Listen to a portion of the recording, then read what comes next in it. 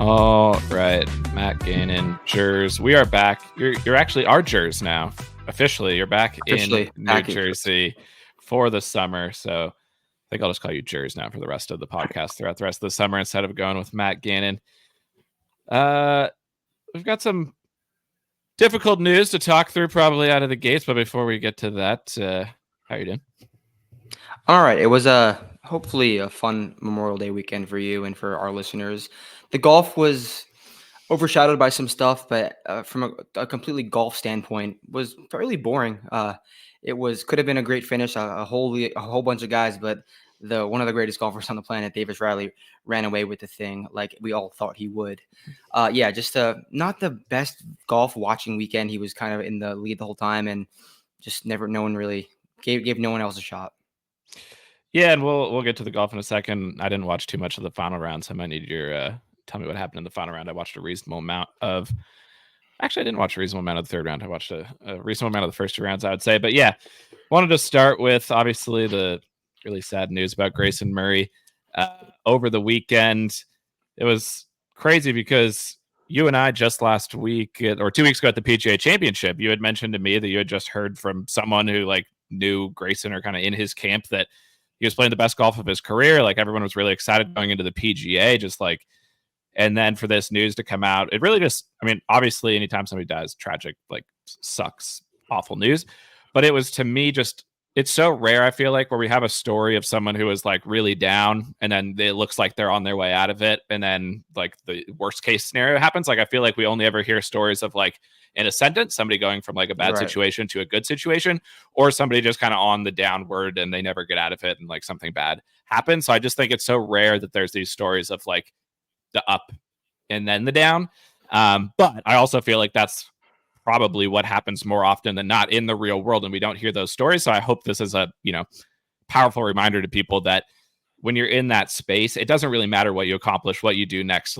It's a daily battle. And I just thought it was such a rare moment where we kind of see the up and down that really made it hit home, maybe more than a lot of stories that I can think of recently.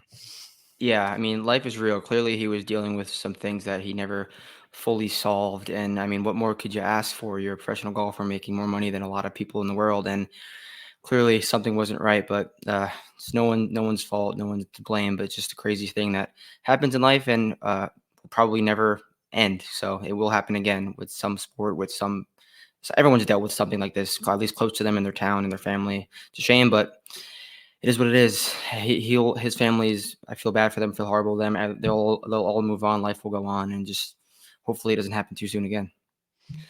Yeah, and like I said, I think it was a great reminder of something that probably doesn't get talked about enough, that when you're in that state of depression or upset about your life, people, I think in January, he wins the tournament, everybody's his life's back on track, everything's going to be great. It's crazy. Those things don't, I've struggled at times with certain things, and oftentimes it doesn't even matter what you're doing or what you accomplish. It doesn't matter. It's how you feel about yourself. Yeah. It can just pop up anytime. So really tragic thing, and hopefully allows everybody to just remember to check in on people, even if you think they're doing great, or from the outside it looks like they're doing great, because you have zero idea really what's going on with any person, no matter really how close you are to them. So I just wanted to start there, just because, like I said, it's something that I've run into at times in life, just the highs and lows. And I think it's an important chance anytime we get to talk about those things and bring them up, even if it's obviously a hard thing. So wanted to start there and give a shout out, obviously, to his family. And it sounded like they wanted the tournament to go on. It sounded like the PGA Tour. I saw people kind of shitting on the PGA Tour, and it's they literally asked the family. The family said that that's what they wanted, the tournament to go on. And the result of that tournament was a Davis Riley, of all people. I think you could have let me pick 50 guys at any odds to win the tournament. I'm almost positive I would not have had Davis Riley inside of my top 50 guys. I know we didn't talk about him at all. We didn't write him up at all. We usually talk about a lot of guys. Would we? Yeah. He, what I wanted to say about Davis Riley is everybody talks about how beautiful his golf swing is. It's always oh, look at Davis Riley's golf swing. I actually hate his golf swing. And this, because of how, it is the most robotic, it's he read a textbook of how to do a golf swing, and then each week it's a battle to see if he can line up the textbook. And that's why you get these just most of the weeks he's losing an insane number of strokes, and like he's hitting balls out of bounds, he's hitting balls in the water. Like, it is not a good golf swing. A good golf swing is a swing that you can bring to the course repeatedly and quickly like solve things. To me, he is just like, it's like Legos, and every once in a while all the Legos stack up correctly, but most of it, he doesn't know how to like solve it if it goes off. But for 4 days he was on, he's played well here before. A stunning victory to me, but I'm not buying any Davis Riley like long-term stock. But he clearly, when all the Lego pieces get stacked up, can pop and play really well and win golf tournaments. Yeah, speaking of that, like you say, he has a great looking golf swing, and he's probably a generational range player.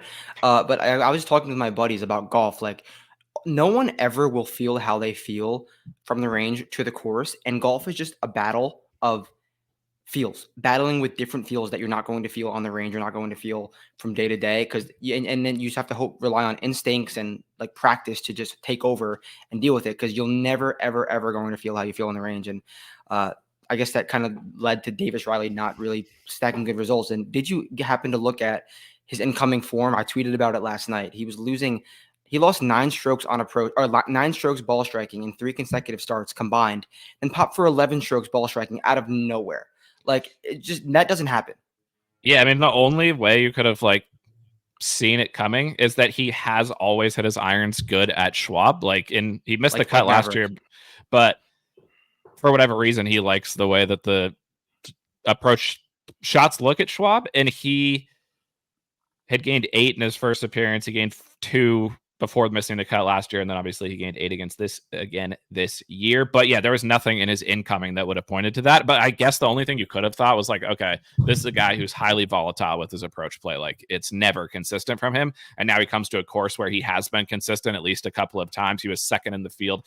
I was like writing up Canada this week and deleting what was written for Schwab, and I saw that I'd written him up as the second in the field career approach numbers at Schwab. Like, that's the only one? Jordan. I don't remember who was one. It was somebody. Charlie Hoffman. No, I think it might have been Scottie. I think it might have been Scottie. But makes sense. Either way, like, completely random in my opinion. Winner. And another example of, in these lesser field events, we talked about it last week. Like, the big tournaments are being won by one of the top 3 to 5 guys on the odds board pretty much every single time. And now these random events, bombs. It does like completely vibes like build a 20-man card of guys over 100 to 1. Like, how many times in a row can it happen? And I think it's just like, if Scottie's not going to win, which he just dug himself too big of a hole to kind of dig himself out of, there's no real difference between the guys 30, 40 to 1 and the guys 200 to 1 when it comes to winning the tournament, like having that upside. Yeah. Like after those guys left for live, no one in that 30 to 40 range has any win equity compared to that next 100 to 1 range. And it's showing this year. Quick shout out to our boy Mateo Devo, just Davis Riley truther. He's had this win coming for a long time. So credit where credit's due. You hopped on the D Riley train a long time ago, and you cashed a win last night, last night. So congrats to you, Devo. Yeah. And I think you watched a reasonable amount over the weekend. I had so many guys going in the mix going into the weekend. Like, yeah, I remember you texted something. I had like 5 guys in the top 10 or something. I had so many guys in the mix. I had Robbie Shelton at like 500 to 1 was in the mix. Like, I had a lot of guys mixing because I kind of just decided to start my card at like 40 to 1 and play a lot of guys, and got on the right side of the weather wave, which we talked about on the site. And so had a lot of guys going to the weekend. And then as soon as the weekend started, like, I think my guys parred the par 5 that first hole. And I was like, that's not going to get the job done. Like, I'm out. And then Davis Riley kept playing good. So I kind of stopped watching. But I still assumed that going into the final day that like Scottie would maybe not win. Like, I thought people were saying when he was, 7 shots back or whatever, and he was favorite still to win the tournament going to the weekend. I thought that was a little bit crazy because he was just so far behind, and like, it doesn't matter who you are. Like, that's still just a huge gap to make up. Obviously the bookmakers are afraid of Scottie, but from following in the app, it looked like Scottie never really challenged him whatsoever. No. And on Saturday, Davis got off to that flaming start. He was 5 under through 8. And then he had, I think at one point it was an 8-shot lead. Then after that, I think they showed him passing one of the scoreboards. Maybe he saw where he was. And after that, it was 3 straight 5s. I think he hit 1 fairway coming in. And I was like, okay, Davis Riley looks like Davis Riley. That's what he missed. He missed left almost 4 times in a row off the tee. But then on Sunday, I think he needed that to happen. He needed to buck up a little bit. He felt some things. Sunday, he started off a little scrappy, made a par on the par 5, made a bogey then. And after that, he was hitting fairways and just looked a lot more comfortable. Shooting, I think he shot 70 in the final round with a 4-shot lead with Scottie. That's an unbelievable finish. Unbelievable result, and beat Scottie by, I think, 1 or 2. And I texted you guys yesterday. Scottie was minus 800 to beat Davis Riley in a 2-man matchup with a push would tie. Davis Riley was plus 500. I've never seen anything like that in a golf matchup, and I was shocked. And it lost, and it fucking lost. That's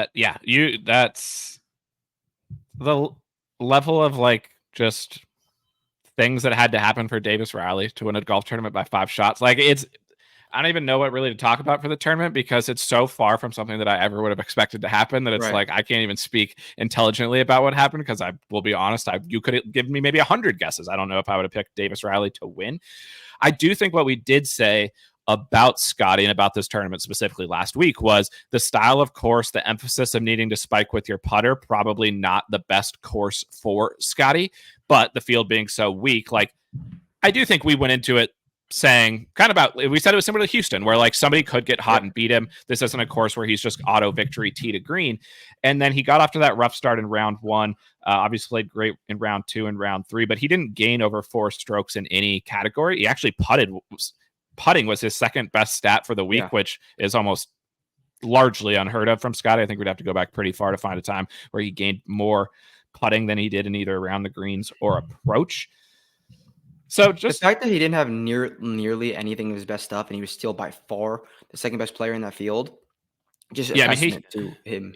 He came, and he's going through a ton of stuff right now. He has just had a child. He's about to be in jail forever, and he's just going out there and like doing what he does. Because I did not think he was going to finish second. We both said we wanted to fade him, and it looked awesome at first. And he even though he finished second, he still didn't look good, and he finished second. He chipped in so many times in the second and third rounds, which helped.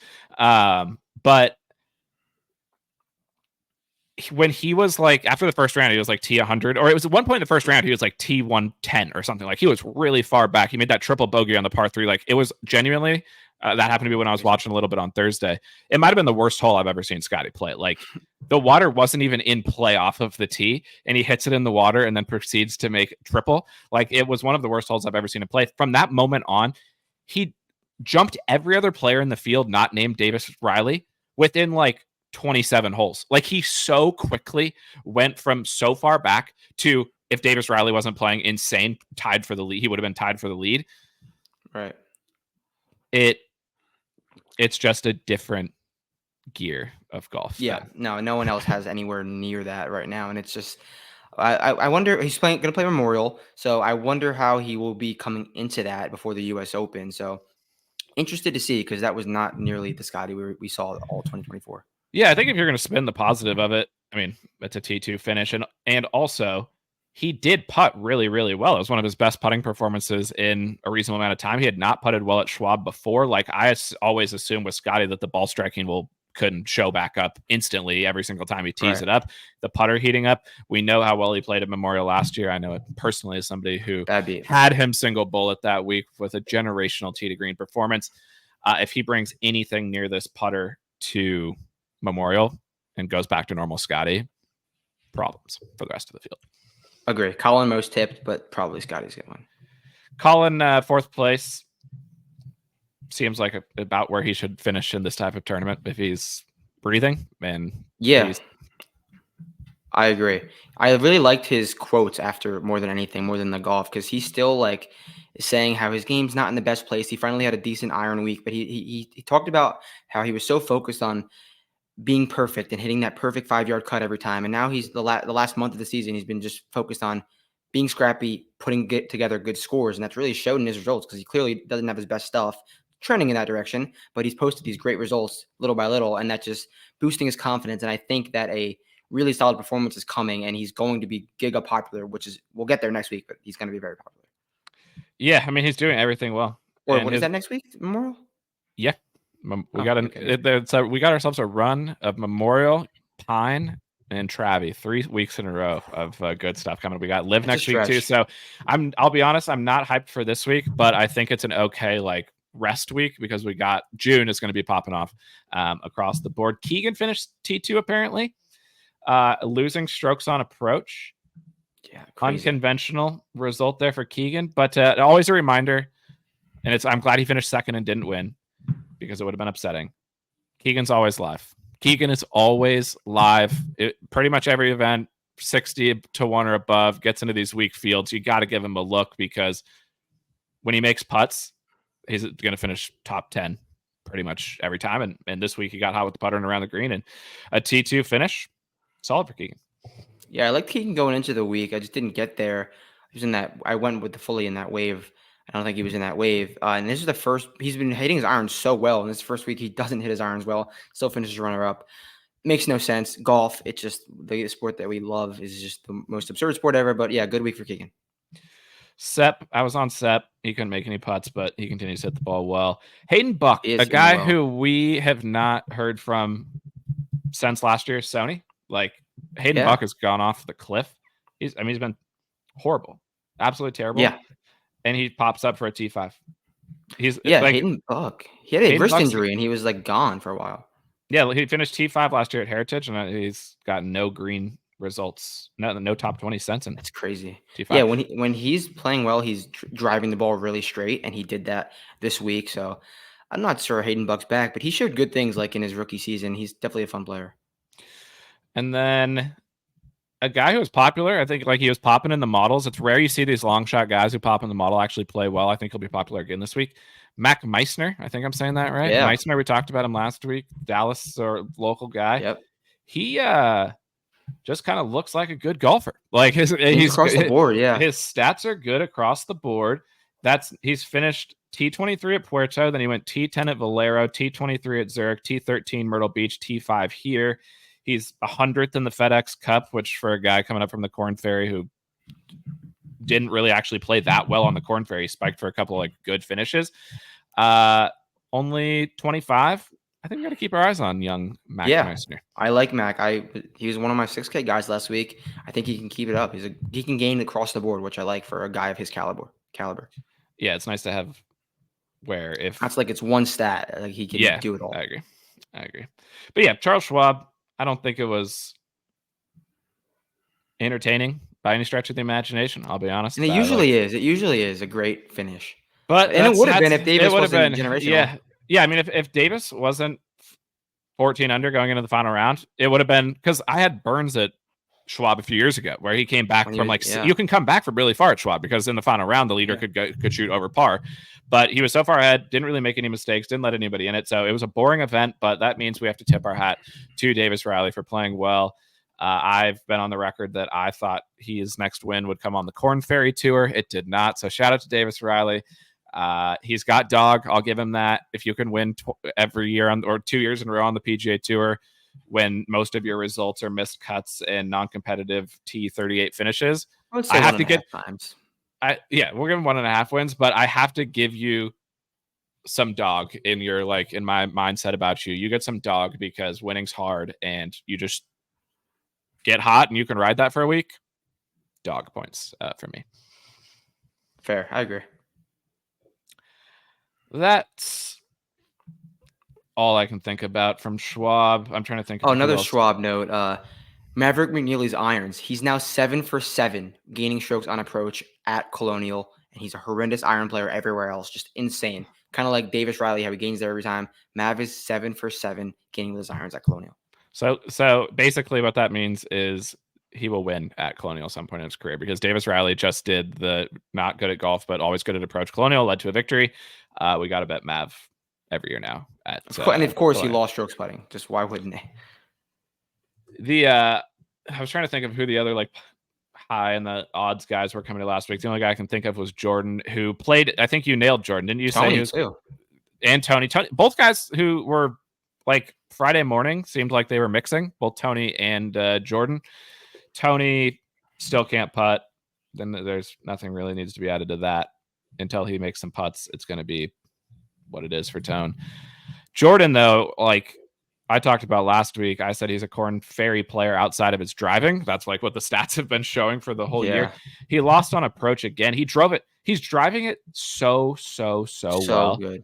easily the best driving of his career by like a long shot. Like even better than when he was at his very best. Like he's peaking with his driving, and then everything else has gone horribly, horribly wrong. And it's really weird, honestly. Like it's So such a weird. Only him random. can do this. Like he had never. I mean, it's his worst finish ever at Schwab. He missed the cut last year, but when he actually makes the cut, 237 the worst. I wrote up last week that like I was kind of coming around on him because I was just like, he's going to figure it out. It's Jordan Spieth. Like he's coming to Cologne, he's going to play good. He doesn't. I am like putting the red flag, siren emojis, like danger, danger. Spieth's game. He was down, or he was obviously it was great. Then he went down into the trough, came back up, and it seemed like things were trending over the last couple of years. We've now gone off to some of the worst golf that he's played in a long time. Yeah, it's just like if you can't hit your irons well at Colonial when you play well there every single year, it's a concern. But I just can't believe how well he's hitting his driver, and his profile right now screams first round leader at Pinehurst. That's what my vision is for Jordan right now. I like that a lot. I like that a lot. Don't forget that. Keep that tucked away. A little nugget for people. And actually, it's a perfect transition as we go to RBC and talk about Pine. To remind people to like and subscribe to the pod. We really appreciate it. Like I keep saying, I don't know how the algorithm works, but I know that when we get more likes and subscribes, more people watch the podcast and more people like and subscribe. So if you enjoy the podcast, it's great for us. If you can toss a quick like, talk, subscribe on there, maybe even a review on Spotify or Apple, since I know a lot of people listen over there as well. And as always, we appreciate people continuing to support the pod, and we have everything booked up for Pinehurst in a couple of weeks. Boots on the ground will return at Pinehurst. Jers, I reached out to the Twitter community as well, and I asked them, I said, where should we golf? We're going to have time for a round when we are down there. A lot of great responses, so thanks to everybody who responded to that. Like, so useful to just be able to say that, and you get a bunch of people giving you like genuinely great responses. I truly appreciate that. We haven't nailed down what we're going to play yet, but we will keep the people posted. And if you're listening to this and you didn't see that tweet and you've got somewhere around the Raleigh Pinehurst area that you're like hidden gem, whatever, let your boys know. Let us know. Because we got one choice to make. We got to pick one. Yeah. To do some research. We got to pick one. And then like we're staying on Pinehurst number 6, so we'll probably get some chips and putts in there. We are excited for the practice rounds coming in a couple of weeks, and like I said, just June in general should be a great month of golf. But yeah, not too great of a Schwab, not a lot of energy to talk about, but I think we can find some energy for the RBC Canadian Open. Jers back at Hamilton Golf and Country Club outside of Toronto. I will admit, I'm from Seattle. When I think of Canada, I always think of Vancouver. That's like where I think of. So I think of Western Canada. I know Western Canada. I didn't know where this course was. I was stunned to see that it's just outside Toronto, so close actually out here to New York. I was like, man, we could have kicked around a road trip up to the RBC. But first time back at this course since 2019. 2019, we saw Rory win this event by 7 shots, absolutely murdered the field. We saw a bunch of positional guys, like the positional guys of that time, Webb, Snedeker, Kuchar, were the next guys after Rory. But Rory destroyed them because what he can do at this course that no one else can do is just bomb the driver, take lines that nobody else can take. That was what happened in 2019. The course has been renovated. It's a pretty significant renovation, I would say, versus we talked about Colonial last week, saying it's going to play pretty similar to how it has before, and it did. I think in general, when renovations happen, the course still plays pretty close to how it used to. You can only change the course so much. Right. Like it is what it is. But there's seems like they've added some really like furry stuff above the bunkers, like deep rough basically. Mm-hmm. And I think what's going to happen is there's going to be some luck involved if you hit it towards the bunkers, because you can get boned in this like super deep rough. But everything else about the course still looks pretty similar. The greens look even easier actually than they did in 2019. Really? Because a lot of these Canadian, were tough. Yeah. And that's the thing about the Canadian Open is usually like they're these really short courses, but the one hard thing about them is the greens are small and they've got like the curves and the ridges. Right. They made the greens bigger and they actually look flatter, and they look more like, they kind of look like TPC style greens now without like a whole bunch going on. Still more than maybe the average course, but this isn't going to look like, I don't think, the Canadian Opens of recent years around the greens. You wrap all that up, I still think the course plays pretty similar. You need to make a shit ton of putts. Only Rory has the driving advantage. Everybody else, and then a couple of guys, obviously, but then everybody else is going to play from the same spots. Not a long course. Anything I missed there? Is that kind of how you're thinking about it? No, I agree. And especially, I didn't see that note about the greens being enlarged. If that's the case, then I think the bomb and gouge like is more in play for guys. But if not, then I do think it's going to regress back to like the 15, 16, 17 range. I mean, what Rory did, that just goes to show what peak Rory was. Like that 9 under round on Sunday, like he doesn't have that in the bag right now, I don't think. Maybe Quail Hollow, but it just peak Rory was just in a different. And 2019 wasn't even peak Rory. That was just him playing really fucking good golf. Just a reminder of how good he was. I don't think we're going to see that this week. I think we're going to see the field have a chance because there's a path for them to hit fairways, make a ton of putts. And then if the greens are large, then there's going to be some, maybe Keith Mitchell's Sahith Theegala is trying to bomb and gouge the place. I think Rory is one of the biggest locks at a tournament in a long time. I genuinely do this week because, and I'm like, I feel most of the time I say the winner's not, like the favorite's not going to win, and I'm not down for the favorite. I'm having a hard time not seeing how Rory doesn't win again this week. Like, yes, was he playing a little bit better in 2019? Sure. His advantage here off the tee is unreal. Like, yes, they've changed some things about the course, but the shape of the holes, there's still a reasonable amount of trees. Like, they've taken some trees out. The bunkers are still a challenge off the tee. When we talk about driving advantages and like distance advantages, it has to do with like carrying trouble that's in play for other guys. He is able at this course. There's also a lot of tee shots that set up big right to left. Like, it's just a beautiful driving course for Rory. He gained 7.2, 7.3 off the tee here last time, and no one else even came close to gain. Like, even the great drivers of that, DJ gained a reasonable amount, but even the distance guys can't gain the way that Rory can here because he brings the accuracy to the table as well. So like, he just won by infinity at Quail, another course that he loves. He's riding that wave. We know he's not going to win majors. So I'm so afraid of Rory this week, I'll be honest with you, but it sounds like you're not as afraid of him.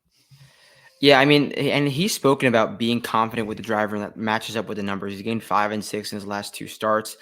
I don't know. I just feel like I don't trust him to. If he's bombing and gouging, he's going to have to hit a ton of wedges. He doesn't look as dialed with those wedges as he should be, and he clearly not. And he wasn't as dialed now as he was in 2019. So I'm just going to take the field in that case. I know he's going to have to drive. He's going to be awesome with the driver. If he beats us with a ton of putts, he beats us. And if we lose to Rory McIlroy winning 3 Canadian Opens, I can live with it. I really won't be upset at like not being on Rory. I think I'm going to go. I mean, I'm obviously going to go with the field. I'm not betting a 3-1 Rory, but I'm going to say that he doesn't win this event. I have never bet a golfer below plus 650. I think is the lowest I've ever bet a golfer. We like to have 7, 8x cards. I'm going to wait to see the line that we get from our boys at Sport Trade. They're in the great state of New Jersey. Right now, the best number on him is 4-1 on BetMGM. I literally think he has a 50-50 chance of winning this tournament. Like, I really. If it goes to 5, would you do it? I'm considering it at 4. Because in my mind, if they played 10 Canadian Opens with this field and in this form at this course, I genuinely think he wins like 4 or 5 of them. I really do. Right. So like, in that sense, it's a good bet. And I have to like, the other piece of that is when you look at the next guys on the odds board, you have Tommy Fleetwood, Sahith Theegala, Shane Lowry, Corey Connors, Cam Young, Alex Noren, Sam Burns. Those are the guys below 30-1, the guys that you would be like, this is where I would start a card. I can't seriously bet any of those guys to beat Rory McIlroy. That's just the other like piece of it, because those guys' odds are terrible. They like versus where they normally are versus I don't think Rory's odds are terrible versus like the legitimate chance that he has to win this event. Like, who of the next tier of guys would you consider starting your card with, or are you going to skip over that entirely too?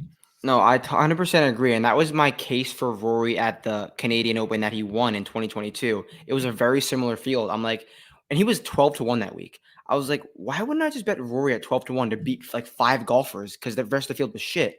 And it's the same idea. Like, you're betting Rory at 5-1 to beat maybe 5 to 6 good golfers. And like, seeing Rory, Tommy Fleetwood, I immediately tweeted about Dubai. Like, it was absurd that there's Tommy Fleetwood's the runner up or the second on the odds. But I might grab a name in that range from the not Fleetwood, maybe the Sahith to Sam Burns range. Sam Burns is a winner, but he's not playing the best golf right now. But I just love that he can make a ton of putts. Good number. Like, Sam Burns wins at that number. Yeah, I mean, yeah. So like, for me with Tommy, obviously I was on Tommy last year at the Canadian Open. One of the darkest losses, I would say, just because all he need, like, it was just right there in front of him. He at 18-1 He was like 25-1 last year, I think. It's just like no, I cannot do it. He isn't hitting his irons that well. Like I think I liked his form better coming into this last year. So for me, it's pass on Tommy. Then you get to Teagues, who's like, I just can't do 20-1 Teagues. It's just, but at least he did win at Fortnite at 20-1, but there's also no other good players in that field whatsoever. Yeah. It's just like I have a hard time, again, betting Teagues versus Rory. Lowry, actually, I kind of like, just because fading him hard. You're out on Lowry. Why? Yeah, because he's a little bit removed from that iron stretch he's had, and I think he's going to be super chalky after the runner-up at, or whatever, the top finish at Valhalla, and it was all with the putter. I think he lost strokes irons at Valhalla, and people are going to be like, oh, Shane Lowry, you finished T5 here, or he finished runner-up here in 2019, and now he almost won the PGA Championship. But when you look at the stats, it's all putter. I'm gonna fade Lowry for sure. I like Lowry just like in general this week. I think this course is so easy. Makes sense. That like this is what I wrote about this course, and again, I'm going off of the videos and like the stuff I've read and things like that. But like, it's kind of reminds me of Valhalla a little bit, where it's really hard to make a big number. Like you can just whack it up next to the green. They changed the green surrounds. There's a lot of runoffs. Like these good players. This is going to be a very basic take, but the good players here just can't really fuck up that much, and they're going to shoot a few under every single round. You saw how good shoot in anything, but like I think a guy like it's hard for me to like confidently fade any of these guys in good form just because I think the course is like so easy. But I agree from betting outright, like Lowry isn't a 22-1 golfer in any tournament. Connors can't putt. No, I don't. There's nothing else we need to say about that. And then you got he will easily finish T20. Yeah, but I have zero concern about Connors. Then you got CY. I thought you were going to say Siwoo. I was like, wow. I know you'd be on Siwoo. What's your quick aside? Are you done betting Siwoo at like 30, 40-1, whatever he is? So stupid. Like, but my number. I was just gonna say I feel like on a weekly basis battle with like, are you going to bet Siwoo or not? And I think after last week, you should just be done. Yeah, like literally last week I wrote like on the Monday write-ups, give me a 60 on Siwoo, and he was like 40, and I still did it. Not that it would have mattered, but it was just why he has zero win equity anywhere. CY coming off of the worst iron week of his short PGA Tour career. But I like him this week. I like him to bounce back. He's bounced back. He usually bounces back with his ball striking pretty well. And this is a course I think he can make it happen in multiple ways. Go the bomb and gouge route, make some putts, or like he's had success on positional courses. This is one of the worst fields he's played in a while, and I know he's played in horrible fields and let down multiple times in his career. I'm not saying I'm going to bet him outright, but I think he's in for a good week. Cheers. I have to be honest. I am looking more closely at CY right now than I had been even earlier today. Like he's not playing good at all. No, we've always. I think BK would agree with this. Like we didn't even talk about CY last week after the PGA. We just let it slide, which was fine. You would hit Xander. Like we needed to let you have your moment. We've given you CY as like your guy. Are you sure you have a good read on CY anymore? Because I think you've gotten to the point where you just bet him all of the time, and I don't think it's turned out well for you ever. I did the same exact thing with Patrick Cantlay. Like it never worked once. Yeah, like that's not beef. That's a fact. I bet him a lot, and he's never won. So yeah. I just had to give that. Like I had to give that clarification just to the audience, people who might be listening and thinking CY's your guy because we say he's your guy. I've decided he might not be your guy anymore. You're just going to keep betting him regardless, based on talent, which is totally fine. We just saw Davis Riley, although he was like 350-1, and Cam Young this week is 25-1, and Davis Riley's has 2 wins now, and Cam Young still has 0. But besides all of those things, you still might be considering this week, and it could be a Xander situation where it's the final strike and it hits for you. So I think you're going to bet him this week. I mean, at Valhalla, I bet we joked about this. I bet Xander, Fleetwood, and Cam Young, like the 3 losers, and it worked out. Yeah. And Davis Riley just won a golf tournament. I'm not saying I'm going to bet Cam Young, but like it's just I might get there. Yeah, that's fair. He's not my guy. Like your guy can only be someone like you hit on. Like it has to be a guy that you very consistently make the right declaration on. Like I think you're there with Willie Z. I think you were there with CY. We're gonna have to put it on the back burner. You earned him after Sawgrass, or not Sawgrass. Why am I blanking on the name of? Oh, the old course, St. Andrews is what I was trying to say. Because you had him at St. Andrews, right? No, or I at didn't least have him. didn't you write him up as like the DFS pick of the week or so? No, yeah, and I victory lapped it at like 5 a.m. like a Thursday, and he finished like second bad times. But all right, so that's when we gave you CY, but I think we're going to take him away from you. Our guy though, CD. Cam Davis, yeah, he got up there, and him and Teagues are of the same ilk. Like Teagues is a more consistent, better player, but when CD gets within a shot or two of the lead, and he's made like 2 birdies in a row, and you're like, here he comes, like it's about to happen. Triple bogey around the corner could happen at any time. Which actually, that happened un-CD related. I had Bobby Shells last week at 500 to 1. Like, and I had him single bullet first round leader at like 190 to 1. I never bet first round leader. Would have almost been the best bet I've ever hit. What a bet. He was mixing there early back 9 on Sunday. I texted like he's mixing. Literally the next hole I was only following on the app. The lines, it was like a zigzag puzzle. No getting way. He made like triple bogey instantly after he got to like T2. Also on Cam Davis, I don't know if you saw, he went OB twice on Thursday, and he still like posted a -1 round. It was just only him. We're completely, anytime we start talking about CD, things get a little off the rails, but it's okay because I have other CD related news that is going to blow your mind. It's good. Like it's good news. Hold on. Let me confirm it because I heard it earlier today. Yeah, it's confirmed. So Sahali, the course where CD hones his craft, the most narrow golf course in the world, it's hosting the women's KPMG PGA Championship soon this year. So the women are playing Sahali. That's my course. Shout out Seattle. I've talked about it on here. So if there's anyone listening who has heard our Sahali takes and been like, what does that matter?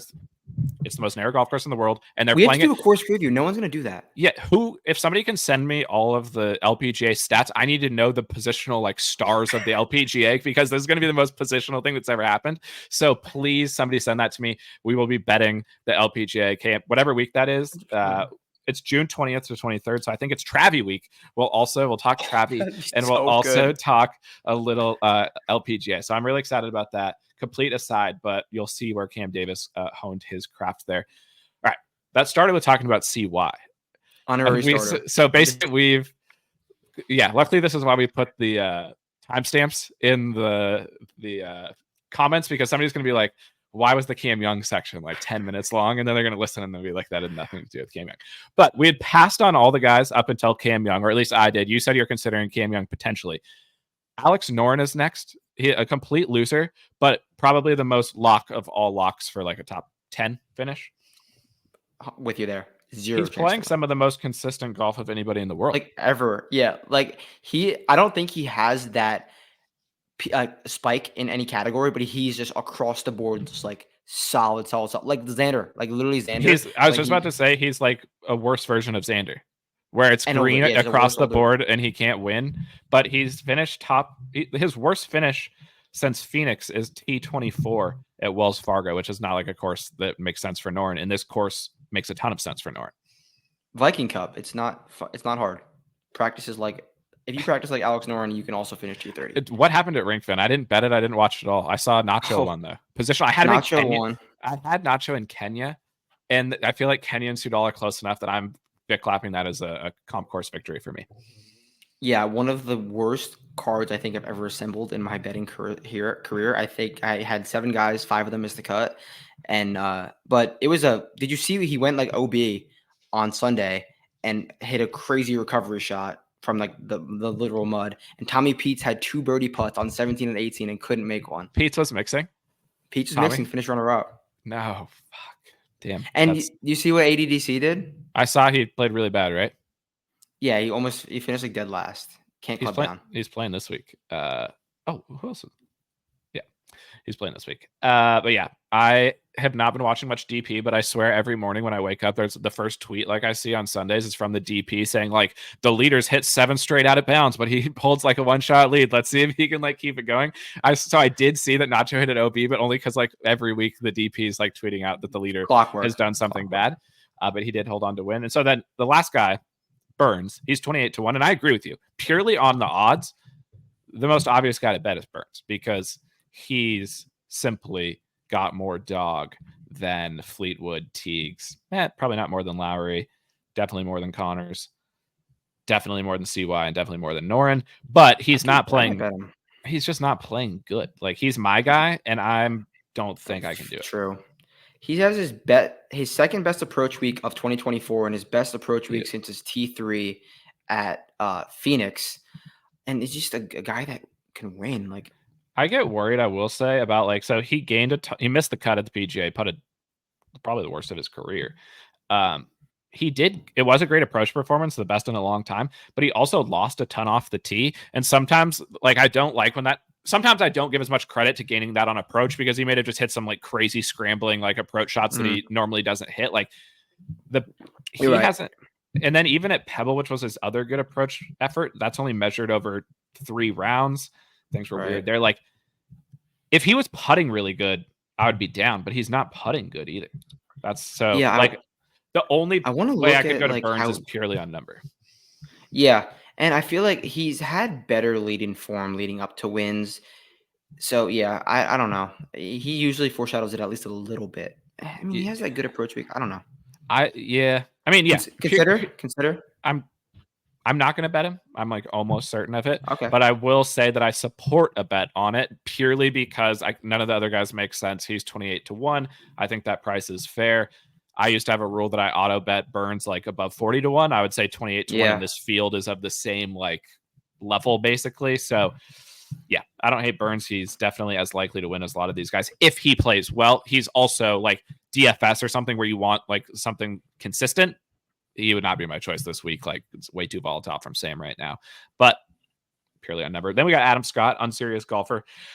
I said I wasn't going to bet him last week because I was done betting him, but then he went up to 80-1. And I was like, all right, I've bet him so many times at like 35-40-1. I just have to pull the trigger and bet him at 80.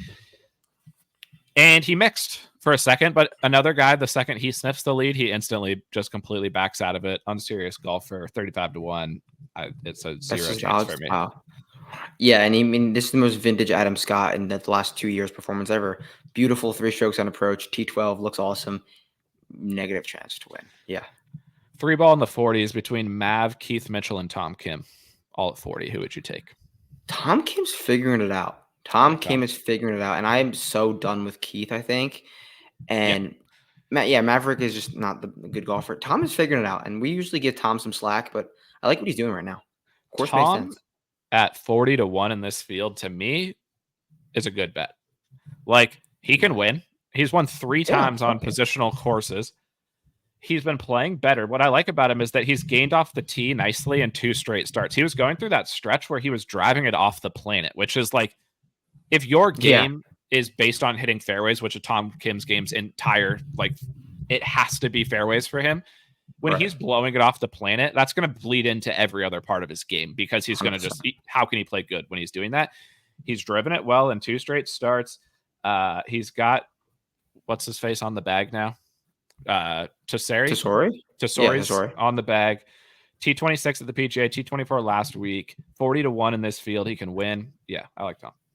Yeah, I mean, he's not striping his irons, which he usually does when he's playing really well, but it's better than it has been, and I feel like he's just rounding into form. If he was in great form, he would be 20-1. So, like, we're getting that a fair price. And what I would say about his approach is, when you look at it round by round, it's actually not that bad. It's volatile, but I think part of the problem is he hasn't been driving it good, so he's just been not being – his game has been off totally because of his driving. He's now driving it good. I could see him flashing with his irons very quickly. Like, I don't think he's won because of how he was playing so bad before, where I don't need to see as much of a trend just because I know his game was off. He was in the trees. He was in the not hitting it where he normally does in the fairway. So I like Tom this week.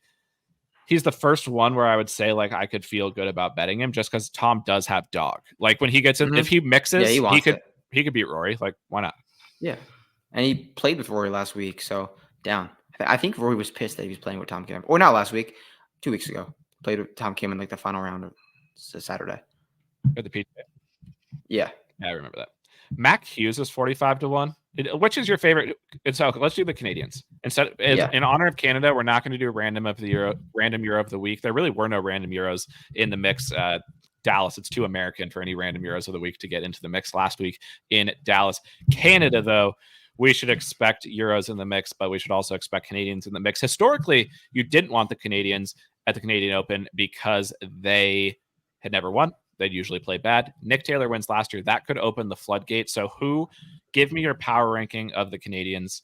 Let me try to list them all off to you. You got Connors at 25, Mac Hughes at 45, Adam Hadwin at 55, Taylor Pendrith at 66, Nikki T at 70, Adam Svensson at 100, Ben Silverman at 125, and then we're into the randoms. I do believe Aaron Cox is in the field this week.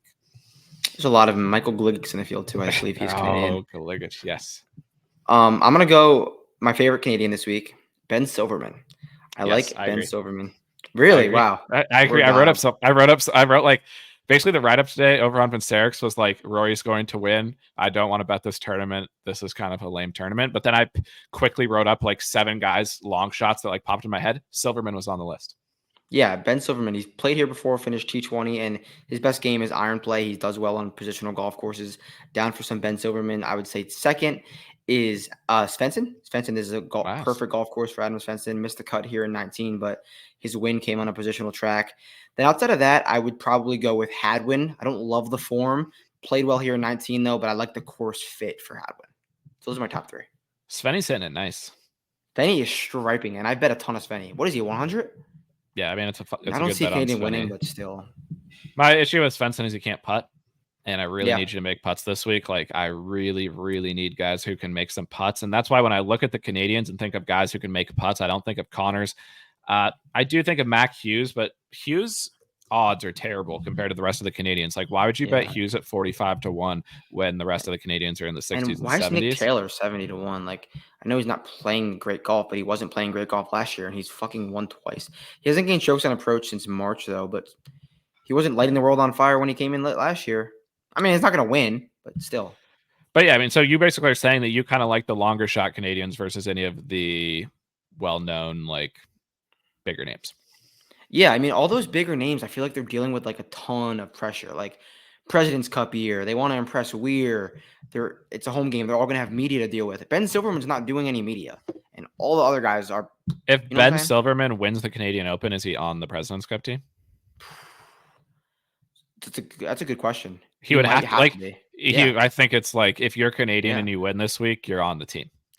Like, Hadwin. Connors on the team. Because and Hughes are feeling a ton of pressure. Yeah, because Connors is on. Connors on. Pendrith's probably on. Taylor's on, and then maybe Pendrith. I would say Hughes, Hadwin, and Pendy are all of equal ilk of players. Like, I don't know how Pendy winning in Houston. Like, Hughes has won on the tour. Like, he won the year before at Sanderson. Like, I wouldn't say that, Pendy is more deserving maybe than a guy like Hughes, but I definitely think Connors and Taylor in. And then from there, the rest of those guys are kind of like winning your in territory, I would say. Yeah. So I feel like those like 3 elites that we just named outside of like Connors is really feeling their heat. And I don't want that, especially the home game. Like, we nailed the home game narrative with like Hoagie last week. We don't want Hoagie we don't want those mediocre players dealing with pressure. It's different if it's like Rory or a high tier player dealing with like home game pressure. Like, they deal with that every single week. You don't want a mid tier golfer playing for more than. And I would agree that, like, I assume what's going to happen is because Taylor won last year, like, people are going to lean more Canadians this year, but historically it's been better to not go that route. So I agree with you. I think I'm good on the Canadians in general, besides maybe Silverman. I like dead serious. I was down. Silverman, he's a first round leader. He's a good putter too. Like, he's nice. So shout out. Pulled out at Cognizant in front of me. Yeah, and then he followed that up with like on 9 with one of the worst like iron shots I've ever seen anyone ever hit. All right, let me give you the guys who the model likes this week, and you tell me if you like any of them. The top of the model is pretty straightforward: Rory, Shane, Tommy, Teagues, Cam Young. Then Aaron Rye. This is a Rye course. He's played good Canadian Open before. Yeah. Zero dog, not a winner. But anytime you get up to Canada, I'm giving Aaron Rye a look for sure. No, I'm down. I mean, he's second off the tee last week, gained another 2.5 on approach. He's hitting the ball well. Why? What are his odds? Why not? The odds are just bad. He's 50-1. That's crazy. That's a sharp number. Like, I just don't know if we can bet Rye at 50-1. And he's being bet. He's 11% move so far. Wow, really? That's kind of shocking. Rye. Another week last week, Davis Riley was 0% move. So Harris English was like one of the most steamed players I've ever seen. Did Harris play? Was he in the he tournament? Missed the cut. Harris missed the cut. Yeah. So yeah, honestly, if you're not going to golftopandserex.com and getting a look at who's being steamed and then just being completely out, like this is gonna sound, if the hardcore like CLV people, this, I know technically mathematically what I'm about to say is incorrect, but statistically it's wrong. But it's gotten to the point where if let's say I bet somebody 80-1 and they got steamed, they're like a 35% mover, I would almost want to cash out my 80-1, even if they were like 40 or 50-1 at that point, just because like those guys suck every single time. Yeah. Was there one winner? I think it was Scottie at the Masters. There's only one winner that their odds have gotten better during the week this entire 2024. Is that correct? And it was since Pebbles, I think, is when we started. Okay, since Pebbles was since February.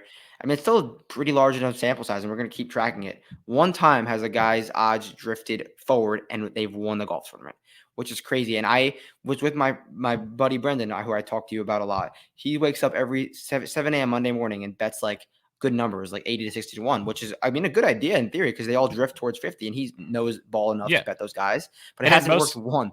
And in most sports, let's say you do that over a whole college basketball season, like you get the right number every single time. Or like NFL Monday morning. Yeah, it like moves in your way. Yeah, that's it. The math is in your favor. In golf, it seems to be not in your favor. It seems to actually like be the worst thing that can happen is your guy be popular. So I genuinely like a guy like Mac Meissner is moved already 28%.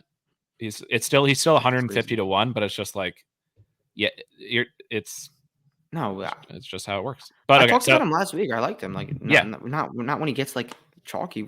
No. All right. Rise 6 in the model. Map's high in the model. We already talked about him. Hubbs is high in the model again. Hubbs let people down last week, but I think it could be your favorite situation, the old flop leg, where we get back on Hubbs. I was on him in Canada last year, and he played nice. Yeah. He surely can spike with the irons, can spike with the putter, probably can make a hole in one. I love a low flop leg. What's his odds? Like 120? He can't win. I do not. No, the problem is his odds are 90. Like they suck. One guy I want to talk about at 55-1 is Davis Thompson. He finishes last week. You bet him to win the tournament? Yeah, last week. He finishes like he's always T20. The whole tournament, every single week, every time. Like he finished T17 this week, and he did finish T2 at Myrtle Beach, like the alt event. But in normal PGA Tour events, he's so consistent, but he also never mixes. He's always T15 to T30. He starts good, and then he just stays there the rest of the week. It makes no sense. I really don't get it. Yeah, he was like, remember when he was in college and was first round leader at Rocket Mortgage, and he hasn't like done it. Oh, he did play it well at Amex, but outside of that, like he never really mixed. He's so consistent. He never spikes. Yeah, I like him. But like you can't bet him at 55-1. No, I don't. I like him at a macro level. I didn't know he was 55-1. That's crazy. No, I didn't. Would you give Akshay 50 again? Would you give him another chance? Didn't play good. Since he's won, he's like lost the elite ball striking, which is concerning. But 55-1, that's a good number. I know we said it was also a good number last week at Colonial. He missed the cut, but Akshay should not be missing the cut at Colonial. Even though he was in the bad wave, he hit the ball so poorly. We also have to talk about how poorly Nicolai hit the ball. I think it was the worst approach week of his career. One of them. But bad from both of them. Dude, Nicolai, what in the heck happened? What was the number on Nicolai? He lost 6.2 in 2 rounds on approach. Yeah. Okay, that's what I thought. Tough scene. What's going on with Nicolai? Ever since he won the Masters, it's been downhill from him. Like when he won the Masters on hole 10 on Saturday at the Masters, that was great to see him wear the jacket. Literally since the next hole after that has been the worst golf he's ever played. But he was also playing terrible before the Masters, so that was completely out of nowhere. Yeah, like, he hasn't been the ball well outside of like Valhalla. He had one. I think Valhalla he gained strokes on approach. What are his odds this week? He's got to be like 200. Is he in the field? I don't even know if he's in the field. He's 90-1. He's in the field. Okay. Like if Nicolai was in form, this would make sense for Nicolai because he someone who could match Rory's like style of driving. Nicolai beat Rory, and he beat Rory in January at the Earth course. I could see. I know we talked him up last week. He didn't play well. I'm not afraid to go back to Nicolai this week. Like he's just so random that at 90-1, I think if if he's just 90-1 forever, you just bet it because it's Nico. Yeah, I mean, remember when he was like this same number early on in the season, probably playing better golf, but we said like just bet Nicolai. His talent is so good, and he was not playing good or bad. He was just like existing, and you never know. Like, he's so random and he's so talented. I still like something's wrong. I would wish we were able to see And it. But, we know like that he was at at Valhalla Monday through Wednesday from like sun up to sundown grinding, and it's to then have that performance. It is highly concerning. Like he's not going to win, yeah, but he's just a numbers thing. One guy I want to talk about, I think you wrote him up highly too. I like him this week. I don't like him to win and I don't like his odds to win, but this seems like a spot where EVR could have a nice week. He's just been playing well. He can spike with everything. He can hit his long irons. He can hit his driver. He's just good. What are his odds? Like 50? 55. It's just shitty odds. Yeah, shitty odds. I for some reason whenever I bet EVR, I feel confident. Like I feel like he has dog and like I'm like EVR, like he can mix, he can win in any field. 55 is tough for the amount of times he's won or gets in the mix, but he has the game to win on. I mean, he has the game to win on a lot of golf courses, but definitely this one. Yeah, he's driving it good too. T2 at Palm Beaches, T4 at Myrtle Beach. Those are obviously different like grass types, different areas of the North America, I guess. But like positional courses where spike putting is a way to get into the mix, he can just get hot. I do maybe prefer him on Bermuda, actually, now that I think about it, but terrible odds. And that's the thing. I feel like once you get, and then we're into the 80s, and you've got guys like Doug Gim and Kevin Yu. Like we're gonna bet Doug Gim at 80-1 against Rory McIlroy, who won at this course by 7 shots. Like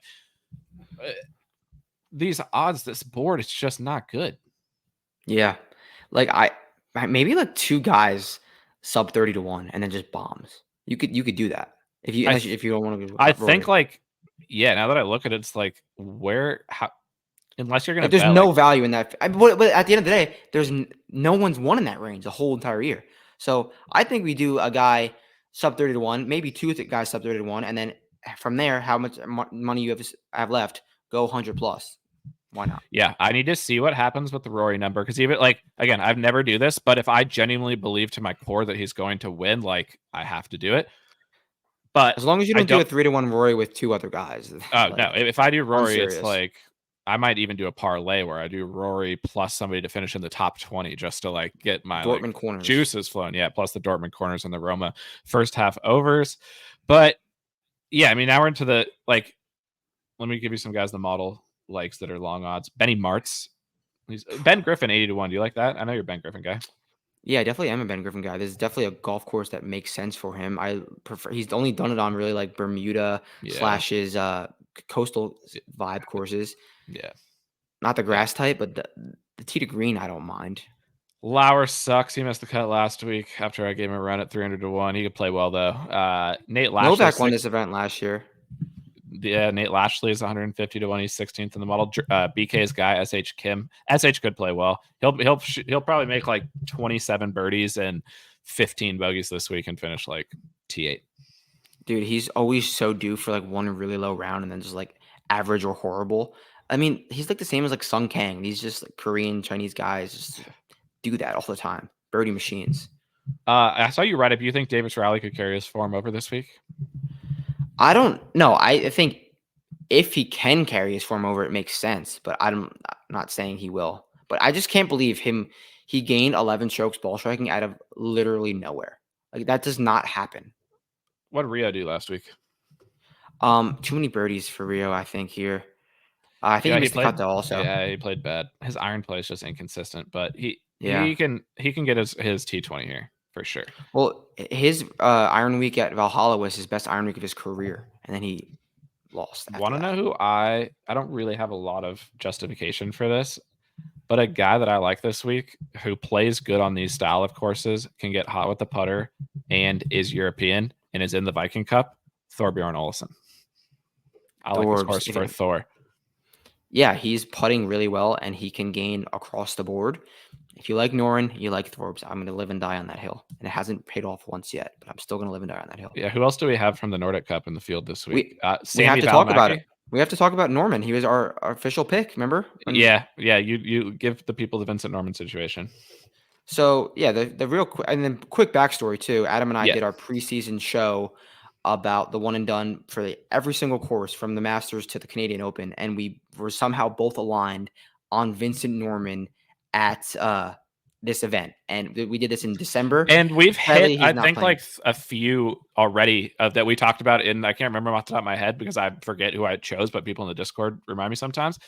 We've hit guys from the preview show. So Vincent Norman at 300 to 1. I think we Wow. have to bet, like I'll pledge to you right now. I don't think he can win, but I'm betting him at 300 to 1 because we said he was going to win before the year, and it's 300 to 1. Yeah, and he's look at his putting stats. It's hilarious. Look at his putting stats. He's so unserious as a golfer. He drives the ball like literally one of the best players in the world. And then his short game, if you went around the chipping green, and I know that like we say this a lot, that even bad putters and bad chippers on the PGA Tour are just unbelievably good short game players. I genuinely think I could beat Vincent Norman in a short game contest. Yeah, him and Corey Connors, you can just easily beat. Vincent Norman, what was I gonna say? He has more wins than anyone else though. Like since he came on tour, he's 2 wins. He has dog. Like he could easily pull a Davis Riley where he just wins a tournament at some point in the next year at 300 to 1 because he drives it so nice, like really, really well. Like he's so good at driving. If Vincent Norman has 2 more wins in a full year, I don't think we'd be surprised. What happened? It's like he got the yips around the greens. He used to be good, like around the greens, and now he's truly terrible. Yeah, he's like, I don't know, Corey Connors, but longer. I'm down at 300 to 1. I think we have to be on him because A, it's Viking Cup. B, we literally said he was going to win before the tournament. And what happened last week? Who did we talk about before the year? Who were we talking up all year long for Schwab? Ryan Fox. He didn't end up obviously mixing down the stretch, but there was a moment there where he was ahead by like 3 shots, and that sent such a jolt of fear through my heart because I was like, if Fox wins after we declared he would win all year and then we don't bet him, it would be so painful. So I think we just have to bet Vinny Norms. Yeah, I'm down. I mean, he is dog for sure. More dog than a lot of guys. And it's 300 to 1. Any more guys in the long shot category catching your eye? Chan Kim. I like him. He's striping his irons, and he won Mexico basically. That's it. Campillo. What about Jorge? Bad week. Bad few. I think a bad little run for Camps. But he's a grinder. I think he can make. Yeah, you never know what Camps is going to bring to the table. He can just show up and he can bring you something good. What I was going to ask you is, what do we do with the Coody brothers going forward? Because they fuck sometimes. They're good. They're just completely volatile, but they're over 200 to 1 all the time. Like, how do we think about them? Because I think of Parker as a flusher. Like, Parker flushes, but he hasn't been flushing. And then Pierce Sesson, how do you say his name? Pearson? Pearson. He has been bad, but he has won on the Corn Ferry like multiple times, and then he was mixing last week. So what do we do with these guys? Yeah, he's been hitting the ball a lot better. At first, he was just like generational around the green and on the putting surface, and he couldn't hit an iron or a driver. And the last like month, he's little by little gaining strokes on approach. Maybe you have to get a little bit more comfortable. And like this kid, like these 2 kids are young studs. Like they knew they were going to be elite golfers their whole life, and I think their grandfather won the Masters, or I really do. So like these kids are elite.